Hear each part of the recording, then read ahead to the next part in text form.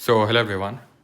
इस वीडियो में हम लोग आरआरबी एनटीपीसी ग्रेजुएट लेवल में जो क्वेश्चंस पूछे गए हैं, जो भी आंसर किया ही है, तो सब्जेक्ट वाइज, जैसे कि मैंने अनाउंसमेंट भी किया था कि आप लोगों का अंडर ग्रेजुएट का आप में से काफ़ी लोग का एग्ज़ाम है, काफ़ी लोग एसएससी के एग्ज़ाम्स में अपेयर करने वाले हैं, तो उन सभी के लिए काफ़ी यूज़फुल रहने वाला है। और खासकर मोर इम्पॉर्टेंटली जो अभी एनटीपीसी का अंडर ग्रेजुएट लेवल का जो एग्ज़ाम होने वाला है, उनके लिए तो बहुत ही ज़्यादा इंपॉर्टेंट रहने वाले हैं ये जो अपकमिंग अभी लेक्चर्स आने वाले हैं। मैंने आपको 2 चीज़ें करने बोला था स्टैटिक वाला पोर्शन के लिए, दैट इज़ एक तो वन शॉट जो लेक्चर्स मैंने एनटीपीसी ग्रेजुएट जो एग्ज़ाम हुआ था उससे पहले लिए थे, प्लस ये जो मैं आपको लेक्चर्स अपलोड करने वाला हूँ जहाँ पे हम सब्जेक्ट वाइज कुछ इस तरह से इंपॉर्टेंट लेक्चर्स करेंगे, जहाँ पे जो कुछ ऐसे क्वेश्चंस हम कवर करेंगे जो कन्वेंशनल नहीं हैं, जो हम यूजुअली नहीं पढ़ते हैं, जो हमें यूजुअली बुक्स में नहीं देखने को मिलते हैं, वो क्वेश्चंस जो पूछे गए हैं उनको यहाँ पर करने वाले हैं। ये मत एक्सपेक्ट करिएगा कि यहाँ पे वो क्वेश्चन है जिनके आने के चांसेस बहुत ज़्यादा हैं, क्योंकि बहुत रिपीटेड हैं। बिल्कुल ये छप सकते हैं क्वेश्चंस आपके अंडर ग्रेजुएट एग्जाम में, बिकॉज अभी रिसेंट में आए हैं, बट इनका मेन करने का पर्पस ये है कि सो दैट हमारी चीज़ें सब कंप्लीट हो जाएं। कि जैसे कि जब हमने वन शॉट कर लिए या फिर आपने फैटमैन से कर रखा है, ठीक है, जहाँ से भी, तो आपके जो भी मान लेते हैं ये लूप होल्स हैं, ठीक है, यानी कि ये कुछ नई चीज़ें पूछी गई हैं, तो इन नई चीज़ों को हम अलग से कर रहे हैं बस सो दैट कि ये आपस में कंप्लीट हो जाएं। बस शायद आप समझ पा रहे होंगे, ठीक है। अगर आपको बढ़िया रिस्पॉन्स रहा तो ऐसे ही सारे सब्जेक्ट्स के हम जल्दी कंप्लीट करेंगे, एक करके, polity, geography, history, then physics, chemistry, biology, economics, सारे सब्जेक्ट्स के हम करेंगे, ओके। एंड कुछ यहाँ से आपको की इनसाइट्स भी मैं देने वाला हूँ, बहुत इंपॉर्टेंट। और करंट अफेयर्स को लेके मैं आपको बोला था मैंने कि बहुत ही जल्दी आपको एक कंपाइलेशन इस तरह का कुछ मैं आपको देने वाला हूँ, ठीक है, तो उसका भी बस थोड़ा सा इंतज़ार रखिए और वो भी आपको मिल जाएगा जो टेलीग्राम चैनल है परमार एसएससी, वहाँ पे। तो स्टार्ट करते हैं। सबसे पहले ये है आपका पॉलिटी का सेक्शन। सबसे पहला क्वेश्चन ये रहा, ठीक है, और ये पीडीएफ पूरी अपलोडेड है परमार एसएससी टेलीग्राम में, तो अगर आपको प्रैक्टिस करना है, कुछ भी करना है, मैं पहले ही बता चुका हूँ, ये सब फ्री में मटेरियल पड़ा हुआ है परमार एसएससी टेलीग्राम चैनल पे, ओके। तो पहला क्वेश्चन है यहाँ पर, which landmark is first establish the principle of judicial review in constitution law. थोड़ा सा फिर से रोकूंगा, अगर आप हिंदी मीडियम से हैं तो प्लीज़ हिंदी मीडियम वाली पीडीएफ साथ में खोल लें, टेलीग्राम पे जाके हिंदी मीडियम वाली पीडीएफ आप खोल सकते हैं, ठीक है। तो यहाँ पर कौन सा लैंडमार्क केस है जिसमें सबसे पहले जुडिशियल रिव्यू का प्रिंसिपल निकल के आया था। जुडिशियल रिव्यू का मतलब होता है न्यायिक समीक्षा, आपको पता है, और ये भी आपको पता होगा कि यूएसए से हमने इसको बोरो किया है। 2 चीज़ें हैं, जुडिशियल रिव्यू और जुडिशियल इंडिपेंडेंस, न्यायिक समीक्षा और न्यायिक जो हमारी स्वतंत्रता है वो। लेकिन इंटीग्रेटेड जो जुडिशरी है वो हमने बोरो नहीं किया यूएसए से, वो हमने कहाँ से किया है, वो एक तरह से हमारा गवर्नमेंट ऑफ इंडिया 1935 से प्रोविजन लिया गया है, भारत सरकार अधिनियम 1935 से। तो ये जो जुडिशियल रिव्यू का जो प्रिंसिपल है, अब मैं अगर आपसे पूछूं, ठीक है, कि ये किस आर्टिकल में दिया हुआ है, तो आप बोलेंगे सर आर्टिकल नंबर 13 प्लस साथ ही साथ आर्टिकल नंबर 137 जो सुप्रीम कोर्ट से डील करता है। ये दोनों जो है कहीं ना कहीं जुडिशियल रिव्यू यानी न्यायिक समीक्षा से डील करते हैं। आर्टिकल 13 बोलता है कि कोई भी लॉ अगर बनाया गया, चाहे वो परमानेंट हो चाहे टेम्परेरी हो, बाय पार्लियामेंट और स्टेट लेजिस्लेचर, या फिर ऑर्डिनेंस क्रिएट किए गए हैं बाय द प्रेसिडेंट और गवर्नर, कमेंट बताएंगे प्रेसिडेंट और गवर्नर किस आर्टिकल के तहत ऑर्डिनेंस यानी अध्यादेश जारी करते हैं, तो उनको नल एंड वॉइड डिक्लेयर किया जा सकता है अगर वो फंडामेंटल राइट यानी मौलिक अधिकारों का हनन करते हैं, अगर उनको वॉलेट करते हैं तो। और 137 में सीधा सीधा लिखा गया कि सुप्रीम कोर्ट जो है रिव्यू कर सकती है किसी भी लॉ का यानी जुडिशियल रिव्यू। अब यहाँ पे हमने अभी यूएसएस मैंने आपको बताया बोरो किया है, तो यूएस में भी तो कहीं ना कहीं ओरिजिनेट हुआ होगा ये, तो यूएस में ही ओरिजिनेट हुआ है इस पर्टिकुलर केस है जिसका नाम है Marbury versus Madison case. Marbury versus Madison case है जिससे किसका ओरिजिन हुआ है, ठीक है। मिनर्वा मिल ये केस तो इंडिया का है, और मिनर्वा मिल केस में क्या हुआ था इंपॉर्टेंट, मिनर्वा मिल में ये बोला गया था, ये केसेस बहुत इंपॉर्टेंट है, अगर आप लोग बोलोगे तो मैं टेलीग्राम पे पूरा केसेस का भी मैं आपको दे दूंगा, ठीक है, जो इंपॉर्टेंट केसेस हैं हमारे इंडियन जो भी इंडिपेंडेंस के बाद से जितने भी हैं, चाहे गोलकनाथ हो, चाहे केशवानंदा हो, चाहे शंकरी प्रसाद हो, चाहे ए गोपालन हो, मिनर्वा मिल हो, जितने हमारे केसेस हुए हैं, ठीक है, सब जो इंपॉर्टेंट वाले हैं वो मैं आपको दे दूंगा एक कंपाइलेशन में, सो दैट आपके एग्जाम से पहले वो काफ़ी यूज़फुल रहे, ठीक है।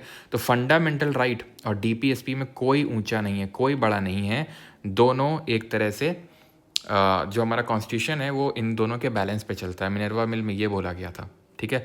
लेकिन वहीं अगर आप चले जाओ ये केस चंपकम दुराई राजन केस में, ठीक है, चंपकम दुराई राजन केस में ये बोला गया था जो 1951 1951 में हुआ था कि जो मौलिक अधिकार हैं, फंडामेंटल राइट हैं, ये ऊपर हैं डीपीएसपी से। ये सेम क्वेश्चन सीजीएल मेंस में आया था, ठीक ठीक है, आई थिंक 20th की शिफ्ट में, हाँ इसी बार के सीजन में इसमें, ठीक है। तो केसेस काफ़ी इंपॉर्टेंट है, तो इसका मारबरी वर्सेस मेडिसन होगा, और केस 7 नंदा भारती थोड़ा सा देखते चलो, ठीक है, क्योंकि पूछ सकता है वहाँ पे। यहाँ पे अगर मैं आपको ABCD बताने नहीं आया हूँ, वो तो आप खुद से भी देख सकते हो।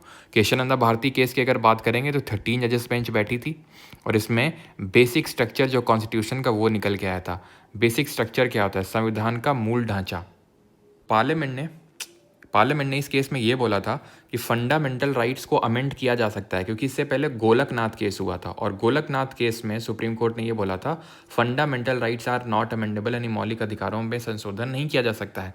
लेकिन इस केस में बोला, KBC केस में, कि भाई आप कर सकते हो जो अमेंडमेंट है वो कर सकते हो, लेकिन बेसिक स्ट्रक्चर को नहीं छेड़ना है आपने। बेसिक स्ट्रक्चर ये कॉन्स्टिट्यूशन में कहीं नहीं लिखा हुआ है।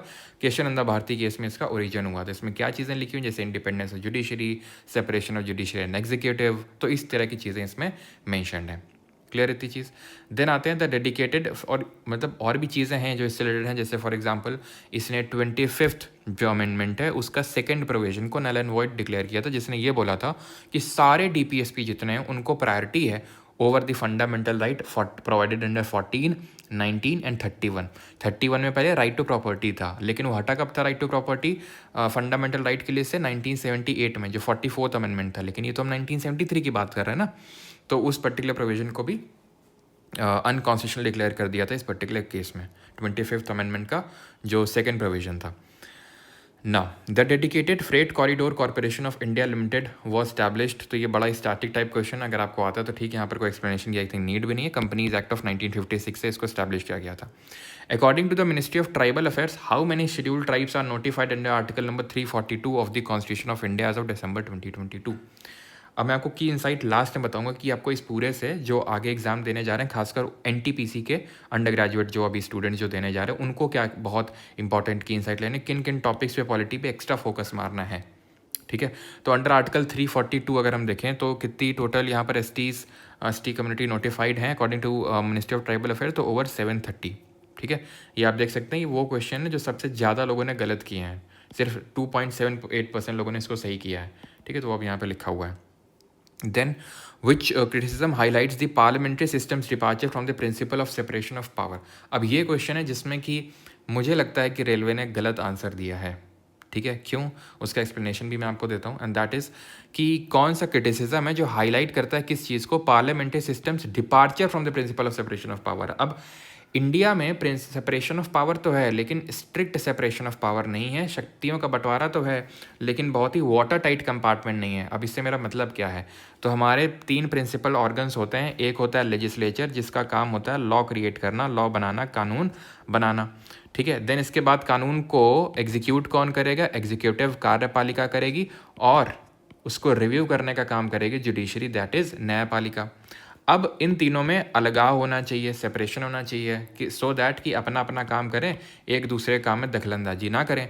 स्ट्रिक्ट सेपरेशन ऑफ पावर बोलते हैं इसको, जो कि USA में देखने को मिलता है, जो कि इंडिया में नहीं है। इंडिया में सेपरेशन ऑफ पावर तो है, अपना अपना काम तो है कि हाँ तुम कानून बनाओगे, तुम उसको एग्जीक्यूट करोगे, तुम रिव्यू करोगे, लेकिन कभी कभी हम देखते हैं कि जुडिशरी एग्जीक्यूटिव के काम में दखलंदाजी करने लगता है, जो लेजिस्लेचर के काम में दखलंदाजी करने लगता है, ठीक है। तो इसलिए स्ट्रिक्ट सेपरेशन ऑफ पावर नहीं बोला जाता है। यहाँ तक कि अगर आप आर्टिकल नंबर 50 देखोगे तो क्या बोलता है? अनुच्छेद नंबर 50 कि state shall strive for the separation of executive and judiciary, कि भाई स्टेट का मैं ज़्यादा डेप्थ में नहीं जाऊँगा, स्टेट का मतलब क्या, इतना तो आपको समझ आना चाहिए कि भाई एग्जीक्यूटिव और जुडिशरी जो है इनमें सेपरेशन होना चाहिए, ठीक है। लेकिन कहीं एग्जीक्यूटिव लेजिस्लेचर में कहीं भी नहीं लिखा है कॉन्स्टिट्यूशन में कि सेपरेशन होना चाहिए। क्यों? क्योंकि executive is drawn from the legislature. अब जो मोदी जी हैं, अमित शाह हैं, राजनाथ हैं, ये सब क्या है? एग्जीक्यूटिव का पार्ट है, काउंसिल ऑफ मिनिस्टर है, और साथ ही साथ लेजिस्लेचर का भी पार्ट है। तो आप कैसे बोल सकते हो कि एग्जीक्यूटिव और लेजिस्लेचर में एकदम स्ट्रिक्ट सेपरेशन हो जाएगा? नहीं बोल सकते, बिकॉज एग्जीक्यूटिव निकाली इसी से जाती है। सब लोग चुनाव जीत के आते हैं लोकसभा में। आप बताओ 17वीं लोकसभा सब लोग चुनाव जीत के आए, राहुल गांधी हो चाहे मोदी जी, सब चुनाव जीत के आए, लेकिन वो सब लेजिस्लेचर का पार्ट है। मोदी जी हो चाहे राहुल गांधी हो, चाहे है ना, चाहे NDA गठबंधन हो, चाहे अपोजिशन वाला हो, लेकिन उसी से सरकार बनाई गई, जिसके पास बहुमत है उसने सरकार बना ली, तो यानी वो लेजिस्लेचर का पार्ट है। तो सेपरेशन ऑफ पावर नहीं। तो मैं बताना क्या चाह रहा हूँ, ये पूछा है विच क्रिटिसिज्म हाईलाइट करता है इस चीज़ को, तो मेरे हिसाब से यही चीज़ हाईलाइट करता है कि जो कैबिनेट होता है साइमल्टेनियसली एग्जीक्यूटिव को भी लीड करता है और लेजिस्लेचर को भी करता है। तो ये सेपरेशन ऑफ पावर की जगह फ्यूजन ऑफ पावर हो गया। लेकिन दिया जो आपके आंसर की में है जितना मुझे पता है वो दिया है, the president has absolute control over the prime minister. President का एब्सोल्यूट कंट्रोल कहाँ होता है भाई प्राइम मिनिस्टर पे? प्रेसिडेंट तो पीएम और काउंसिल ऑफ मिनिस्टर की एडवाइस के बिना काम ही नहीं कर सकता है कुछ। हम ये बोल सकते हैं कि ठीक है, जैसे फॉर एग्जांपल गवर्नर है, तो गवर्नर पे पूरा प्रेसिडेंट का एब्सोल्यूट कंट्रोल है, या फिर एग्जीक्यूटिव का यूनियन एग्जीक्यूटिव का पूरा कंट्रोल है, वो बोल भी सकते हैं। लेकिन यहाँ प्राइम मिनिस्टर का कैसे कंट्रोल है भाई? प्रेसिडेंट का प्राइम मिनिस्टर पे कहाँ ही कंट्रोल? आपको लगता है प्रेसिडेंट द्रौपदी मुर्मू का कंट्रोल है मोदी जी पे? क्योंकि प्रेसिडेंट तो नॉमिनल हेड होता है, टाइटल हेड होता है, डी ज्यूरे हेड होता है, ये डिफैक्टो हेड होता है, रियल पावर होती है इसके पास। और जो ये कोई भी काम नहीं कर सकता है पीएम और उसकी काउंसिल ऑफ मिनिस्टर की एडवाइस के बिना। तो एब्सोल्यूट कंट्रोल वाली चीज़ तो मुझे समझ नहीं है, मेरे हिसाब से ऑप्शन नंबर सी होना चाहिए इसका। विच of the following systems was abolished by the 19th amendment act of 1966? 19th amendment, election tribunals, zamindari system, Privi purse, separate electorate system. I think ये सभी लोगों ने एलिमिनेट कर दिया होगी। हाँ यार, जमींदारी सिस्टम को जो फर्स्ट कॉन्स्टिट्यूशनल अमेंडमेंट था ऑफ 1951 उससे वो किया गया था, एबॉलिश किया गया था, और हमारा 9th शेड्यूल भी ऐड किया गया था जो कि लैंड रिफॉर्म से डील करता है कि, और उसमें ये भी चीज़ भी थी कि अगर कोई भी चीज़ 9th शेड्यूल में डाल दी जाएगी तो उसको जुडिशरी रिव्यू नहीं कर सकती। देन फाइनली एक IR कोयलो केस हुआ था जिसको 9th शेड्यूल केस के नाम से जानते हैं, तो उसमें बोला था सुप्रीम कोर्ट ने कि भाई ऐसा कुछ नहीं है, 1973 तक जो तुमने डाल लिया सो डाल लिया, उसके बाद अगर तुम डालोगे जो भी 9th शेड्यूल में फिर जो डाला है, it is a subject to judicial review. ठीक है। प्राइवी पर्स क्या होता है? प्राइवी पर्स एक्चुअल में जब हम आज़ाद हुए तो काफ़ी सारे प्रिंसली स्टेट थे जो इंडिया में मर्ज होने के लिए एग्री नहीं कर रहे थे, मतलब सहमत नहीं थे, क्योंकि ये इनको ऑफर दिया गया था या तो तुम इंडिया मिल जाओ, पाकिस्तान मिल जाओ, या इंडिपेंडेंट रहना है तो इंडिपेंडेंट। तो कुछ थे जो इंडिपेंडेंस बोल रहे थे, हम इंडिपेंडेंट रहना चाहेंगे। तो सरदार पटेल जी ने काफ़ी कोशिश करके इनको लाए इंडियन उसमें, ठीक है, जो हमारा यूनियन है उसमें। कैसे? उनको लालच देके कि भाई तुम मिल जाओ, को कुछ नहीं करना तुमको, साल में हम पैसा दिया करेंगे इतना, ठीक है, मोटा पैसा देंगे, आराम से बस तुम खाओ पियो मौज करो। उसके बाद ठीक है, उसके बाद इसी प्रीवी पर्स सिस्टम को 26th अमेंडमेंट से ख़त्म कर दिया गया था। 26वें संविधान संशोधन जो 1971 में हुआ था इंदिरा गांधी के टाइम पे, और इसी के साथ अबॉलिश कर दिए गए थे 2 आर्टिकल, एक तो 291 एंड आर्टिकल नंबर 362, इन दोनों को अबॉलिश कर दिया गया था। बात किसकी कर रहा है? 19th की, ये 26th है। सेपरेट इलेक्टोरेट अगर आप याद करोगे तो सबसे पहले इंडियन काउंसिल्स एक्ट ऑफ 1909 जो मॉर्ले मिंटो रिफॉर्म से उसमें आया था, और 1935 के गवर्नमेंट ऑफ इंडिया एक्ट से इसको बोल सकते हैं हटाया गया था। सच कोई एक्ट नहीं है, पर एक स्पेसिफिक अमेंडमेंट एक्ट किसी से हटाया। इलेक्शन ट्रिब्यूनल इसका सही आंसर होगा। विच of the following is not one, ये देखो मैंने हाईलाइट नहीं कर रखा है, मैंने थंबनेल पे लिख रखा है 25 question that shook the NTPC students, तो इसमें से मैं इसको नहीं रखा हूँ, क्यों, वो भी रीज़न ही बता देता हूँ। Which of the following is not one of the components of the Panchayati Raj institution at the village level? तो हम पढ़ते हैं कि 3 टियर पंचायती राज सिस्टम है इंडिया में according to the Balwant Rai Mehta committee recommendation of 1957। एक तो विलेज लेवल है, इंटरमीडिएट लेवल है, और आपका सबसे टॉप लेवल होता है जिसको डिस्ट्रिक्ट लेवल बोलते हैं। ठीक है, ये जिला परिषद होता है, यहाँ पर आती है आपकी पंचायत समिति, और यहाँ पर आता है आपका क्या, ग्राम पंचायत। ठीक है, यही ग्राम पंचायत, अगर हम बात करें विलेज लेवल पे, ग्राम पंचायत होता है, ग्राम सभा होती है और न्याय पंचायत होती है। पंचायत समिति जो होती है विलेज लेवल पे नहीं होती है, ये होती है इंटरमीडिएट लेवल पे। ठीक है, तो ये बहुत डिफिकल्ट नहीं था बिकॉज ये हम पढ़ते हैं। ठीक है, अगर आप बैच में भी होगे तो पूरा डायग्राम जो लोग 3.0 में होंगे खोलना पूरा, ठीक है, पूरा ऐसे चार्ट बना हुआ है वहाँ पे कि ग्राम पंचायत होता है, ग्राम सभा, न्याय पंचायत। वो बात अलग है कि हाँ रिविजन तो ऑब्वियस बातें करना ही पड़ेगा, टफ है, तभी यार 7% लोगों ने सब सिर्फ सही कर पाए हैं। लेकिन हाँ, क्योंकि अगर वो है कि शुक दी NTPC स्टूडेंट तो मतलब तगड़े लेवल के होने चाहिए, तो इसलिए मैंने इसको नहीं रखा है। देन ये कुछ क्वेश्चंस हैं जो आप देख सकते हो, इस पर मैंने नहीं लगाया, दैट डज नॉट मीन कि बहुत आसान है। इट ओनली मीन्स कि ये उनको मैं पॉलिटी का नाम मान के इनको मैंने करंट अफेयर के सेक्शन में रखा है। करंट अफेयर के जो इंपॉर्टेंट केसेस हैं, भर के क्वेश्चन आए हैं। अब इन क्वेश्चन का क्या करना है, लास्ट तक रुकिए, मैं आपको बताता हूँ कि इसके लिए भी मैंने आपके लिए जुगाड़ कर रखा है। ठीक है, तो क्या है अभी बताते हैं, पहले इन क्वेश्चंस को डील कर लेते हैं। After the 97th constitutional amendment, for how long a state cooperative law that is inconsistent with the amendment remains in force? जैसे कि फॉर एग्जांपल 73rd अमेंडमेंट आया था, इतना तो सबको पता होगा, अगर इससे रिलेट नहीं कर पा रहे हो तो 73rd अमेंडमेंट से तो रिलेट कर पाओगे कि ये 1992 में हुआ था अमेंडमेंट, और 24 अप्रैल 1993 को ये एनफोर्स हुआ था, लागू हुआ था, इसीलिए हम पंचायती राज दिवस इस दिन मनाते हैं। ठीक है, तो क्या इससे पहले पंचायत एग्जिस्ट ही नहीं करती थी? करती तो थी, 2 अक्टूबर 1959 को पहली पंचायत बनी थी राजस्थान के नागौर में। अच्छा, तो फिर उनका क्या हुआ होगा इसके बाद जब ये एक्ट आया? तो वो वैसे ही कंटिन्यू करती चली आ रही थी। इसको लेके एक आर्टिकल भी अगर आप बता सको तो, एक आर्टिकल भी है 243 से लेके 243 ओ तक के बीच में है ना पंचायत के आर्टिकल। तो इसमें एक आर्टिकल ये बोलता है कि जो पहले से पंचायत थी वो अपना एग्जिस्ट करती रहेंगी जब तक कि डिज़ोल्व नहीं हो जाती अपने हिसाब से। 97th अमेंडमेंट हम जानते हैं it is with respect to the cooperative society या कोऑपरेटिव जो हमारे लॉ हैं। अब ये इसने क्या किया था, पार्ट नंबर बहुत सारी चीज़ें करी थी, जैसे पार्ट नंबर 9B कॉन्स्टिट्यूशन में इसने ऐड करने का काम किया। और क्या किया इसने, आर्टिकल नंबर 43B एक DPSP भी ऐड करी। और क्या किया इसने, आर्टिकल नंबर 19 क्लॉज 1, अब अगर आप याद करो सामरो करके जो ना को होता था स्पीच राइट टू असेंबल और एसोसिएशन, तो 19 क्लॉज 1 सब क्लॉज एसोसिएशन, और इसी में है आपका सब क्लॉज C। ये बात करता है कि आप कोई भी एसोसिएशन या कोऑपरेटिव सोसाइटी बना सकते हो। तो 3 चीज़ें ऐड करने का काम किया था इस अमेंडमेंट ने, जो कि सब कोऑपरेटिव सोसाइटी से रिलेटेड है। और ये आर्टिकल क्या है, ZH से लेके 243, ZH से लेके 243 ZT तक, ये ध्यान रखना। तो यहाँ पर ये लिखा था कि जो भी लॉज इनकन्सिस्टेंट हैं 97th अमेंडमेंट के हिसाब से, तो 1 साल तक मैक्सिमम कॉन्टिन्यू रहेंगे जब तक ये एक्ट आया है उसके 1 साल तक, उसके बाद सब नल एंड वॉइड हो जाएंगे। Which of the following documents are not required under the citizenship amendment act of 2009 to apply for Indian citizenship. तो आपको पता है ये सबसे लेटेस्ट अमेंडमेंट है हमारा जो सिटीजनशिप एक्ट है 1955 का 1955 का, उसमें सबसे लेटेस्ट अमेंडमेंट है जिसमें यह लिखा है कि जो 6 कम्युनिटीज़ के लोग हैं जो 3 कंट्रीज से आए हैं उनके लिए जो सिटीजनशिप के प्रोविजन है उसमें काफ़ी रिलैक्सेशन दिया गया है। अब इनमें से क्या एक नहीं डॉक्यूमेंट रिक्वायर्ड है, तो बर्थ सर्टिफिकेट नहीं रिक्वायर्ड है यहाँ पे, ठीक है। और इसमें पता भी होना चाहिए किसी किससे डील करता है, कि हमें पता है सिटीजनशिप एक्ट 1955 के हिसाब से आप किस तरह से नागरिकता ले सकते हैं, by birth, by decency, by registration, by naturalisation, या फिर अगर इनकॉर्पोरेशन हो गया टेरिटरी का। तो नेचुरलाइजेशन तब होता है ना तो आपके कुछ एंसेस्टर इंडिया से बिलोंग करते थे, तो आपको 14 साल में से 11 साल, पिछले 14 साल में 11 साल भारत में रहना होगा।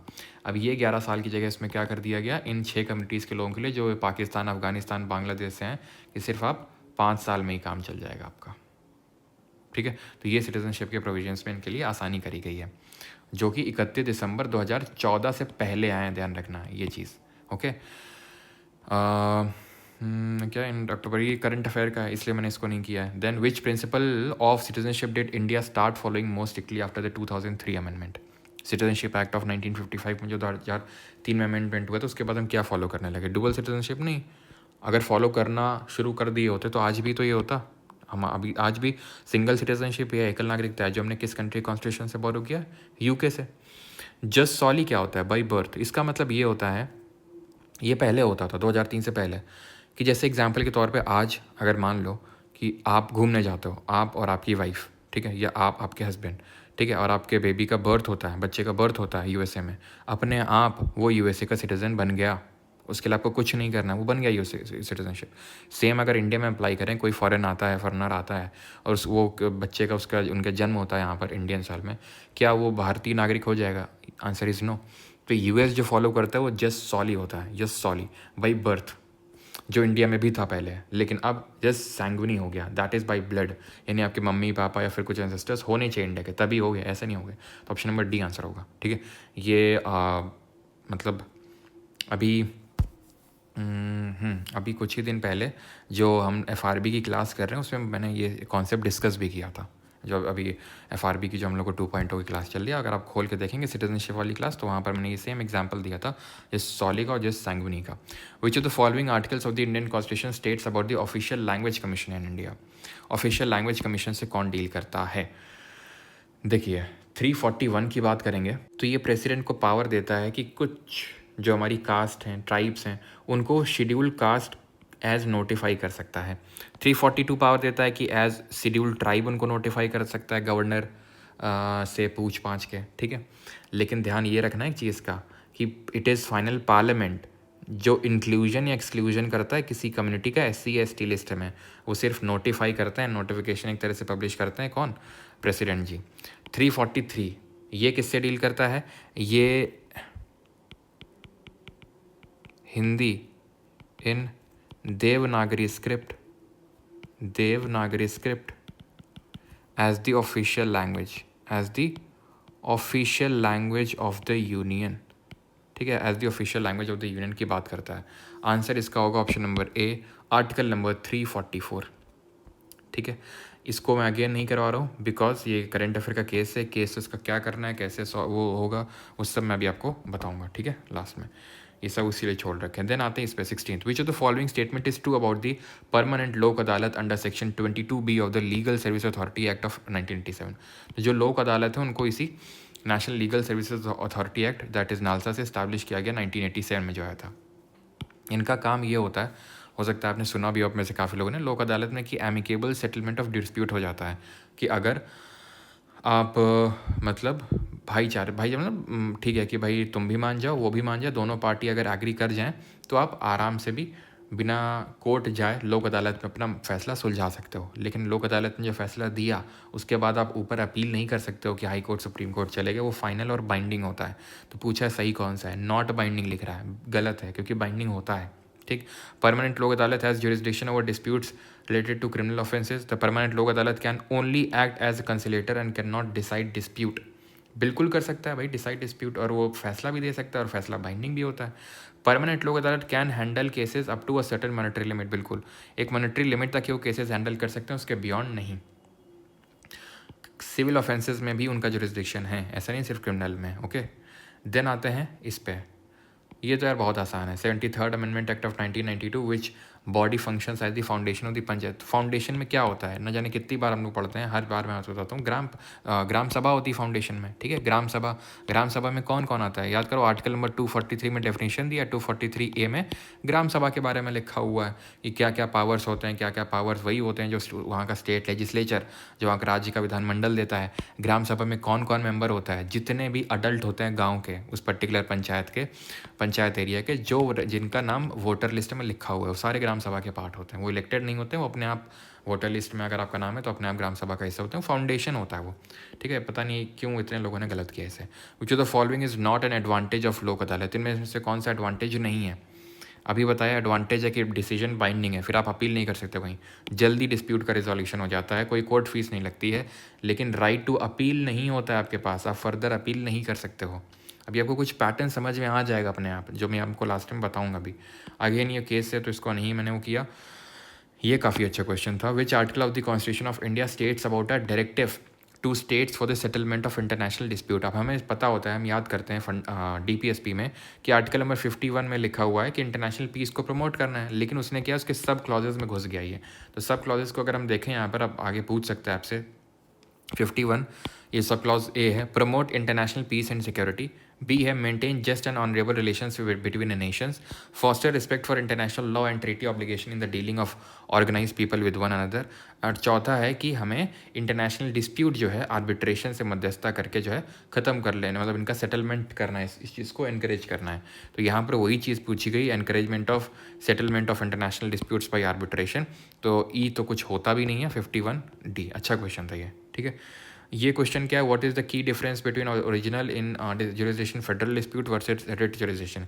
ये भी आसान है यार, ठीक है, ये वन शॉट में करवाया भी है, फिर कहीं से भी आपने मुझसे पढ़ा है तो मैंने आपको कायदे से करवाया होगा कि federal dispute jurisdiction can be exercised suo moto while writ jurisdiction requires a petition। पूछ रहा है कि what is the key difference क्या है। Federal dispute jurisdiction applies to civil matter, कोई मतलब नहीं इसका, is exclusive to supreme court. Federal dispute jurisdiction is exclusive. Federal dispute jurisdiction का मैं बताता हूँ। फेडरल डिस्प्यूट का मतलब होता है जो लड़ाई सेंटर और स्टेट के बीच में या स्टेट्स के बीच में होती है, राज्यों के बीच में या केंद्र और राज्य के बीच में होती है। अब आप रिकॉल करो कौन सा आर्टिकल है जो सुप्रीम कोर्ट के ओरिजिनल जुरिसडिक्शन की बात करता है, वो आर्टिकल नंबर 131। तो वो क्या एक्सक्लूसिव था, बिल्कुल था। रिट जुरिसडिक्शन और ये जो ओरिजिनल जुरिसडिक्शन है दोनों ओरिजिनल नेचर के हैं, मतलब you can directly approach this supreme court not necessarily by way of appeal, आप सीधा सुप्रीम कोर्ट जा सकते हैं।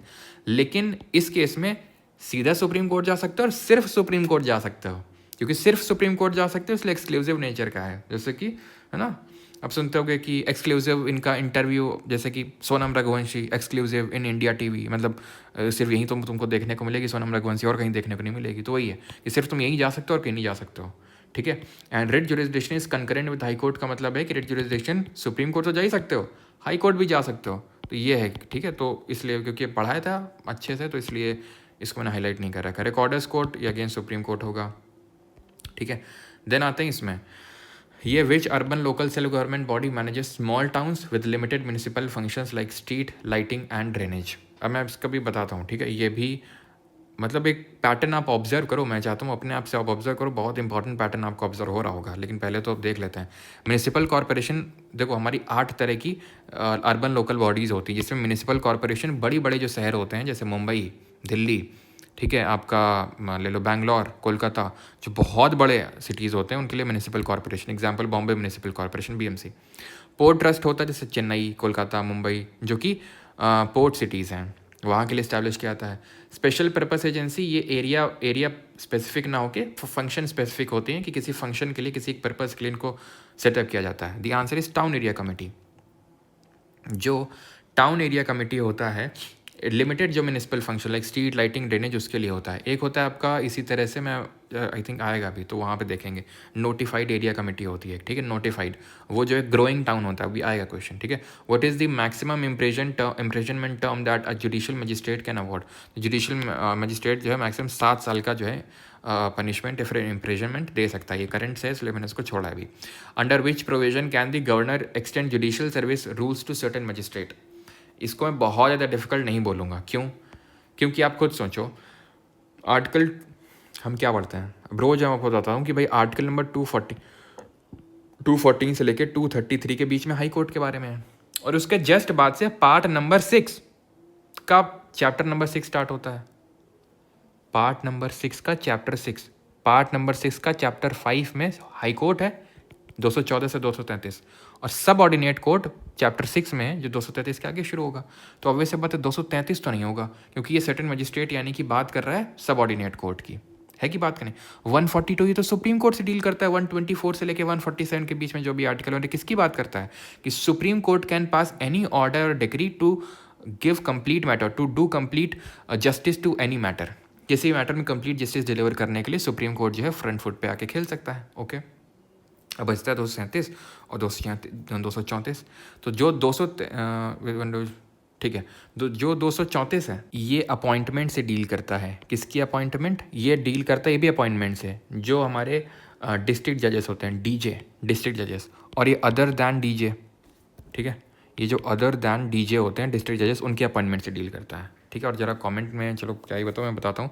डिस्ट्रिक्ट जजेस के अपॉइंटमेंट के लिए मिनिमम उन्होंने 7 साल कोई जुडिशियल ऑफिस होल्ड किया, वो एलिजिबिलिटी क्राइटेरिया होता है। गवर्नर उनको अपॉइंट करता है हाई कोर्ट के, उस स्टेट के हाई कोर्ट के एडवाइस से।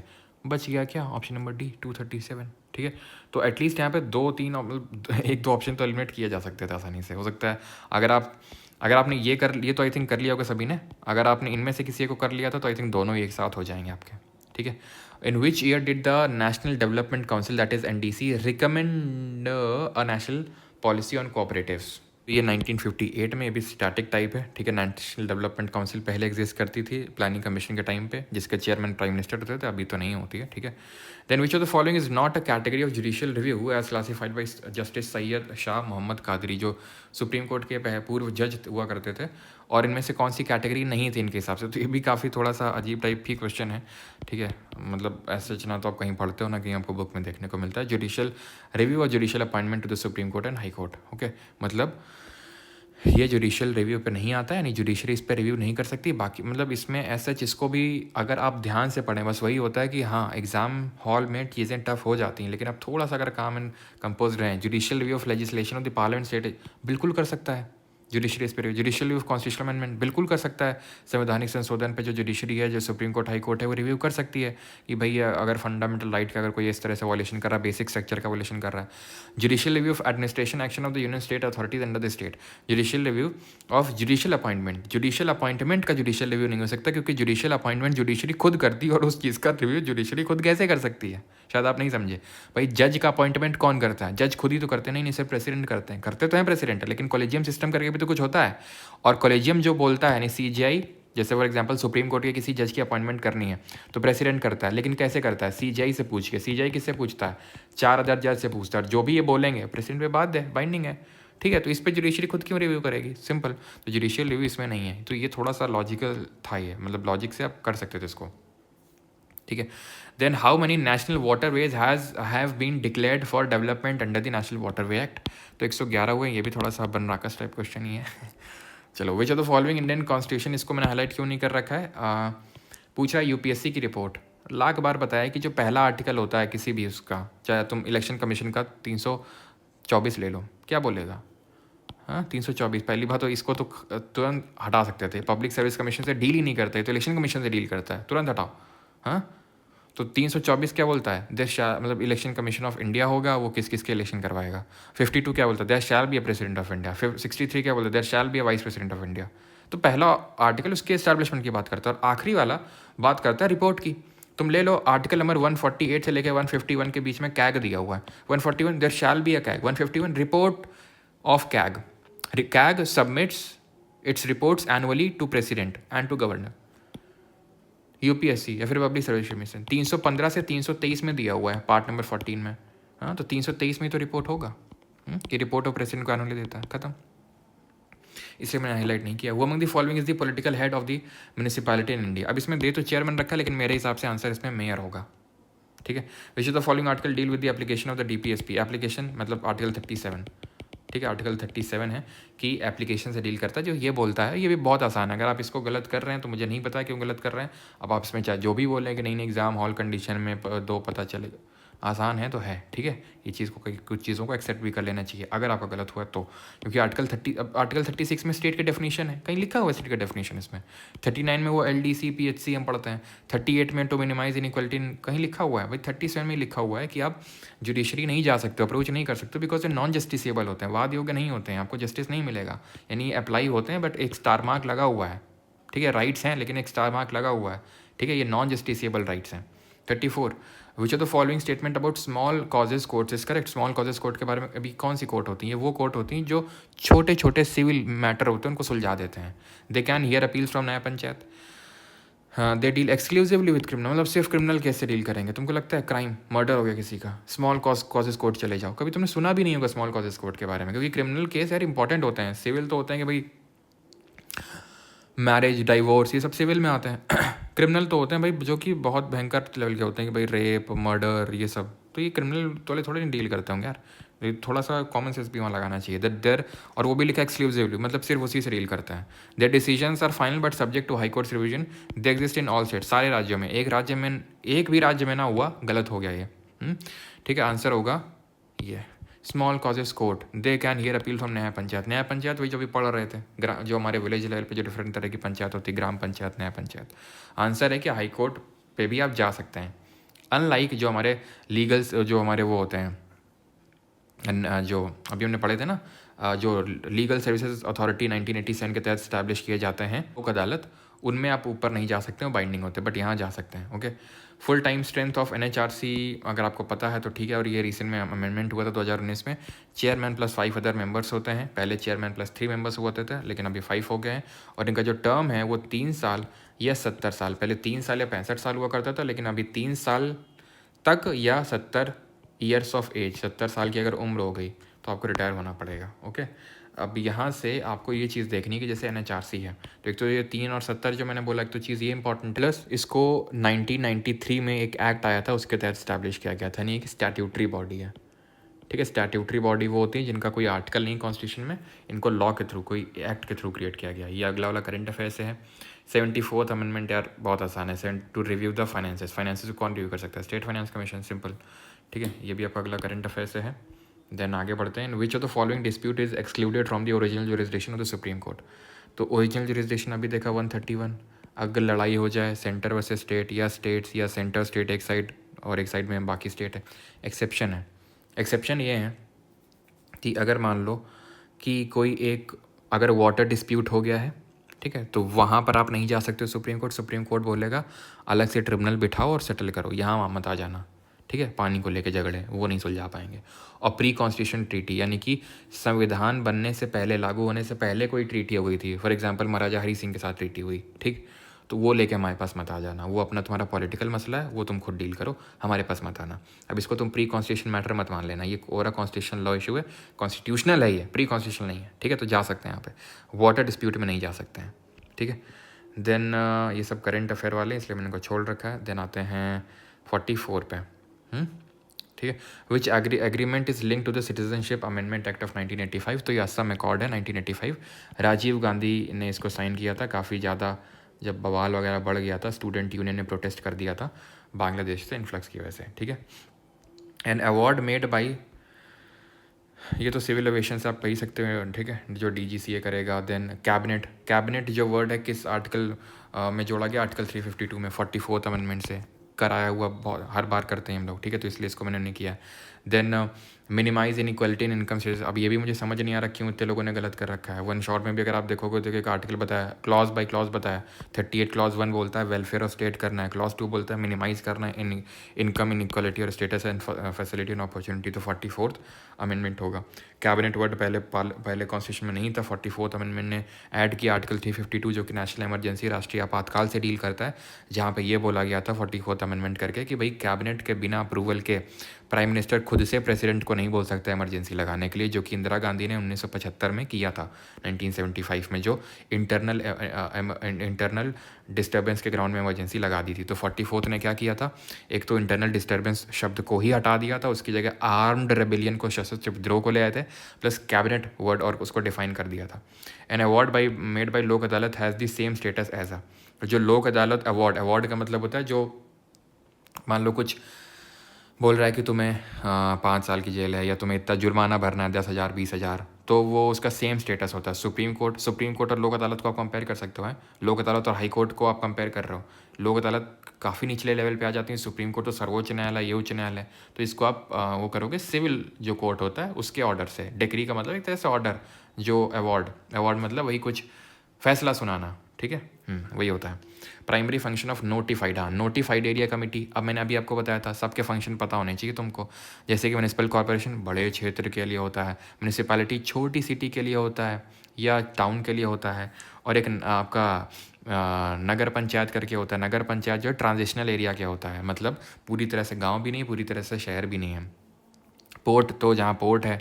ठीक है, कंटोनमेंट बोर्ड को सेंट्रल गवर्नमेंट बनाती। कंटोनमेंट बोर्ड जो आपके जहाँ डिफेंस मिलिट्री पर्सनल जो लोग रहते हैं जहाँ पे, तो वहाँ पे जो सिविलियन रहते हैं उनके एडमिनिस्ट्रेशन के लिए बनाया जाता है। स्पेशल पर्पस एजेंसी बताया, वो एरिया बेस्ड नहीं फंक्शन बेस्ड होती है। ठीक है, तो ये चीज़ नोटिफाइड एरिया जो ग्रोइंग टाउन होता है, ठीक है, डेवलपिंग टाउन होता है, उसके लिए होता है ये। ठीक है, ऑप्शन नंबर डी क्लियर।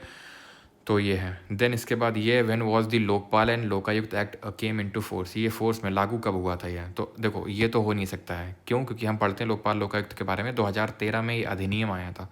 तो 2013 में अधिनियम आया था, लेकिन लागू 2014 में हुआ था, 16 जनवरी 2014 को। ठीक है, लोकपाल लोकायुक्त क्या है, तो ये एंटी करप्शन एजेंसी है जो प्राइम मिनिस्टर और चीफ मिनिस्टर लेवल तक जा सकती है। लोकपाल सेंटर लेवल पे होता है, लोकायुक्त स्टेट लेवल पे होता है। सबसे पहला राज्य जिसने कि लोकायुक्त को सेटअप किया था महाराष्ट्र था 1973 में, 1973 में। लोकपाल पहले देश के थे पिनाकी चंद्र घोष, इसी को लेके वो अन्ना हजारे ने पूरा मूवमेंट वगैरह किया था, आपको पता होगा 2011-12 के टाइम पे, पिनाकी चंद्र घोष। और अभी क्या कौन है, अजय मानिकराव खानविलकर। अजय मानिकराव खानविलकर करंट में, ध्यान रखना, पूछ सकता है आपसे। Then besides resolving disputes what power do Nyaya Panchayat, यानी कि झगड़े सुलझाने के अलावा और वो क्या कर सकते हैं। तो न्याय पंचायत जो होती हैं फाइन भी लगा सकते हैं ऑफेंडर में। न्याय पंचायत वही जो विलेज लेवल की पंचायत होती है वो। Where is the audit report of an apex cooperative society required to be presented, कहाँ प्रेजेंट करी जाती है जो ऑडिट रिपोर्ट है एपेक्स कोऑपरेटिव सोसाइटी की। तो इसको स्टेट लेजिस्लेचर, जो राज्य का विधानमंडल है, वहाँ पर इसको प्रेजेंट किया जाता है। कुछ आंसर्स तो आपको एकदम रट्टा मार लेना है, ठीक है, अगर रिपीट हुआ तो सीधा कर देना है। देन ये कॉन्सेप्ट ऑफ लोक अदालत हमने रोमन लीगल सिस्टम से लिया है। देन फंडामेंट डिफेंड करना है, तो डी से डिफेंड हम लोगों ने सब ये पढ़ा हुआ है, तो इसलिए कुछ वो नहीं किया है। देन अभी देखा हम लोगों ने जो 6 कमिटी हैं 3 देशों से आए हैं, तो ये सब आसान है। In which landmark case did supreme court of India rule that council of minister does not cease to hold office even after the dissolution of the Lok Sabha. Lok Sabha तो डिजॉल्व हो जाएगी, लेकिन ऐसा नहीं कि काउंसिल ऑफ मिनिस्टर भी तुरंत डिजॉल्व हो जाएगा। क्यों, क्योंकि प्रेसिडेंट आर्टिकल नंबर 74 बोलता है कि there shall be a prime minister, the council of minister headed by prime minister to aid and advise the president who shall act in such advice. तो राष्ट्रपति बिना प्राइम मिनिस्टर और council of minister के advice के कुछ काम ही नहीं कर सकता है। अगर काउंसिल ऑफ मिनिस्टर रहेगी तो फिर वो तो उनके एडवाइस के बिना काम करना पड़ेगा जब तक नई मंत्रिपरिषद नहीं बनती, तो इसलिए वो तुरंत डिजॉल्व नहीं होते हैं। अब आप ऑप्शन एलिमिनेशन से कर सकते थे, ये हम एकदम डीपली पढ़ते हैं। इसमें फंडामेंटल राइट, अमेंड नहीं कर सकता पार्लियामेंट, ये बोला था। ये भी डिस्कस किया, कर तो सकता है फंडामेंटल राइट को अमेंड, लेकिन उसको बेसिक स्ट्रक्चर को डिस्ट्रॉय नहीं कर सकता है। SR बोम्मई जो केस है, ये आपका इंटर स्टेट रिलेशन से संबंधित है कि गवर्नर के पास जो पावर होती है उससे संबंधित है। आंसर इसका UNR Rao versus Indira Gandhi case है 1971 का, 1971 का। कमेंट में आपके लिए होमवर्क ये है कि आपको बताना है किस पर्टिकुलर कॉन्स्टिट्यूशनल अमेंडमेंट ने प्रेसिडेंशियल जो काउंसिल ऑफ मिनिस्टर की एडवाइस है वो बाइंडिंग करी थी प्रेसिडेंट पे कि वो राष्ट्रपति को मानना ही पड़ेगा। कौन सी एडवाइस थी? अब आप यार क्वेश्चन कर सकते हो सारे, मुझे नहीं लगता है कोई टफ क्वेश्चन है कि जॉइंट सिटिंग संयुक्त बैठक किस में बुलाई जा सकती है। कभी मनी बिल में नहीं बुलाई जा सकती, कभी इसमें नहीं बुलाई जा सकती, ऑर्डनरी बिल पे। अब इस पर भी मैं चाहूँ तो पूरा आधे घंटे का लेक्चर ले सकता हूँ इन तीनों पे, बहुत बड़े बड़े अपने आप में टॉपिक हैं। लेकिन कंसिडरिंग कि यार हम यहाँ पर गैप्स फिल करने आ रहे हैं, ना कि फिर से पूरा सारी चीज़ों को कवर करने आ रहे हैं। सिर्फ गैप्स फिल करना मेरा काम है, वो मैंने आपको कर दिया इस पॉलिटी में। बाकी तो सब किया हुआ है। विलेज काउंसिल किसके लिए सेटअप होती है? तो विलेज काउंसिल आपका जो 6 शेड्यूल एरियाज़ हैं, जिसमें कि कौन कौन आता है? ATM मनी आता है, असम, त्रिपुरा, मेघालय, मिजोरम, मणिपुर नहीं आता, इसमें ध्यान रखना होता है। व्हाट प्रॉम्प्टेड चेंजेस इन, ठीक है, तो ये तो खैर as per the union budget 25-26 2025-26 का बजट का क्वेश्चन है, करंट का फैक्चुअल क्वेश्चन है। आता है तो ठीक है, नहीं तो फिर कुछ कर भी नहीं सकते हो। Incorrect about fundamental right, they may be enforce by the court, they are absolute, they are not absolute, simple, they are qualified. मतलब ऐसा नहीं कि बोलने का अधिकार है तो कुछ भी किसी को भी गरियाओगे, कहीं भी कहीं भी आप कोई भी धंधा करने का अधिकार है तो ह्यूमन ट्रैफिकिंग करोगे, तो एब्सोल्यूट नहीं है, वो रिस्ट्रिक्टेड है, क्वालिफाइड है। ये सब पढ़ते हैं हम लोग। 19 क्लॉज 2 में क्या लिखा हुआ है? रीजनेबल रिस्ट्रिक्शंस हैं, है ना, उचित प्रतिबंध लगे हुए हैं। अब then how can a foreigner who has lived India for 12 years can acquire Indian citizenship? कैसे ले सकते हो भारतीय नागरिकता? तो नेचुरलाइजेशन से ले सकते हो आप। ले तो बाकी से भी सकते हो भाई। बर्थ से डिसेंसी रजिस्ट्रेशन के लिए आपको क्या करना होता है? आप फॉरनर नहीं हो, आपके मम्मी पापा कोई तो है इंडियन डिसेंट से, तो उसके लिए फिर 12 साल नहीं 7 साल में ही काम चल जाता है। ये नेचुरलाइजेशन होगा। तो इसमें कोई ऐसा नहीं है, रेट जुडिशन सब पढ़ा हुआ है, सब पढ़ा हुआ है। इसके बाद कुछ भी ऐसा नया नहीं है। जितने भी क्वेश्चंस हैं आपके पॉलिटी के, ठीक है, कितने हैं टोटल, जितने भी हैं सब पढ़े हुए हैं, कोई नया नहीं है। अब इसके बाद अगला कौन सा सब्जेक्ट करें ये आप कमेंट में बता देना। अब यहाँ से क्या की टेक अवेज हैं वो मैं आपके लिए बता देता हूँ, ठीक है। ख़त्म क्यों नहीं हो रहा है? चलो यहाँ पर ख़त्म कर ही देते हैं, नहीं तो फिर ख़त्म नहीं होगा। देखो अब यहाँ से जो की टेक अवेज हैं ध्यान से सुनना, जो आपको इंपॉर्टेंट हैं, जो लोग आगे एग्ज़ाम देने जा रहे हैं। एक सेकेंड, क्या की टेक अवेज हैं आपके लिए? की टेक अवेज, देखो पहली चीज़, जो हमें गैप्स फिल करने आए थे वहाँ पर हमें एक पैटर्न दिखा। क्या पैटर्न था? जो स्टूडेंट्स एग्ज़ाम जो क्वेश्चन सॉल्व नहीं कर पाए, एक तो जो हमने छोड़े क्वेश्चंस केसेस वाले, हाँ केसेस क्वेश्चन छोड़ रहे थे करंट में, उनका क्या कर रहे हैं बताते हैं अभी।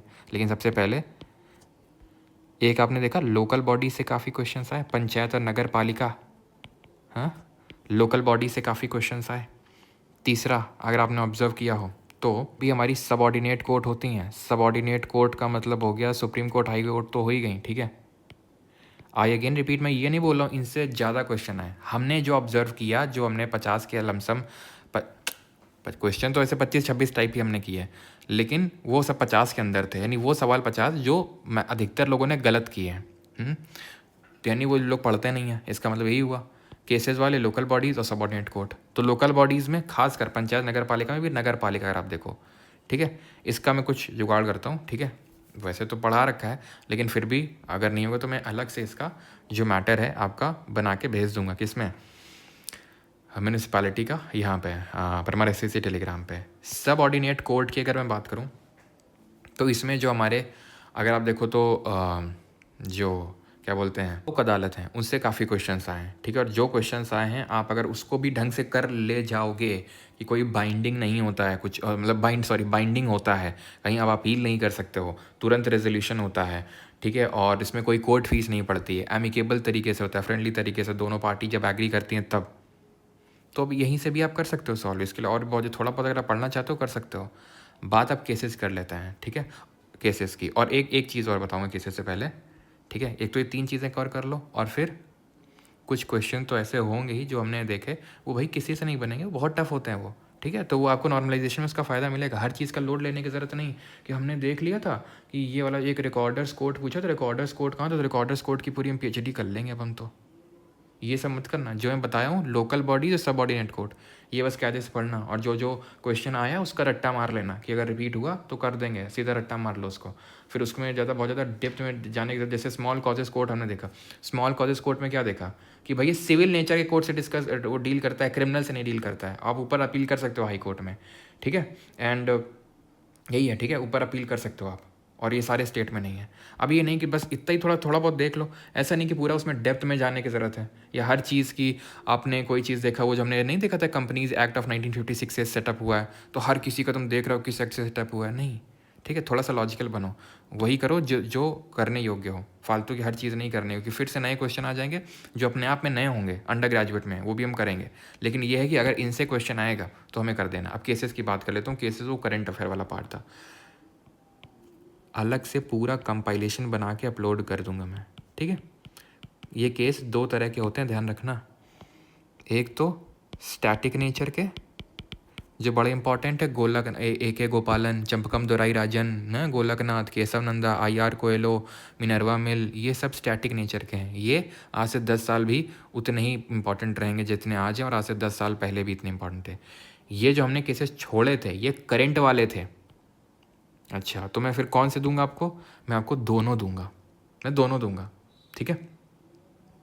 दोनों दोनों मतलब इस करंट और स्टैटिक। और एक चीज़ फिर से ध्यान रखना, ये मैं बता रहा हूँ, ऐसा नहीं कि सिर्फ इसी पे फोकस करते रह गए, मैं बहुत बता रहा हूँ, ये ज़्यादा लोगों ने गलत की है। बाकी तो जो बाकी हैं फंडामेंटल राइट और पार्लियामेंट और डीपीएसपी फंड, वो तो करना ही करना है। मैंने आपको वही बताया था कि वन शॉट कर लेना, ठीक है। लिंक नहीं होगा तो डिस्क्रिप्शन में डलवा देंगे। वैसे तो एनटीपीसी वन शॉट देखोगे प्लेलिस्ट में बना होगा, प्लस उसके बाद ये लेक्चर्स कर लेना, अपने आप में परिपूर्ण हो जाएगा ये।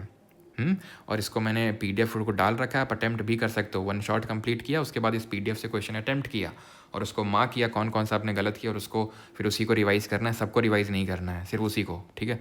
लोकल, हाँ, तो दोनों कंपाइलेशन दूंगा। और ये आपको कहाँ मिलेंगे? ये आपको परमार एसएससी टेलीग्राम पे मिल जाएंगे, और एज सुन एज पॉसिबल मैं इसकी पूरी कोशिश करूँगा कि परमार एसएससी टेलीग्राम पे ना सिर्फ इसका बल्कि जो इंपॉर्टेंट अमेंडमेंट्स वगैरह हुए हैं उसकी आपको पीडीएफ बहुत ही अच्छे फॉर्मेट में आपको मिल जाएगी, फ्री रहेगी, आप आराम से उसको डाउनलोड कर सकते हैं। और नहीं होगा तो मैं एप्लीकेशन पे क्विज़ का भी बंदोबस्त करवा दूंगा, तो उसको डाउनलोड करने के बाद एक छोटी सी मिनी क्विज़ भी आप फ्री में दे सकते हो, सो दैट कि आपका टॉपिक भी पूरी तरीके से कवर हो जाए। अगला सब्जेक्ट हम कौन सा करें आप कमेंट सेक्शन में बता सकते हैं। बाकी ये लिंक वगैरह सब डिस्क्रिप्शन में दिए है, वहीं से ज्वाइन करिएगा, क्योंकि काफ़ी फेक टेलीग्राम चैनल भी बने हुए हैं। अभी अगर मैं बात करूँ तो इसमें कुछ 9.5 लाख ऐसे 9,40,000 के कुछ आसपास हैं, देख लीजिएगा, ठीक है। चलिए, तो thank you and I hope you love this lecture and आपको कुछ सीखने को मिला होगा इस लेक्चर से। अगर ऐसा है तो बता सकते हो कमेंट में, और अगर आपका रिस्पॉन्स सही रहा तो फिर हम आगे भी अगला लेक्चर भी अगले सब्जेक्ट पे जल्दी करेंगे। थैंक यू, धन्यवाद।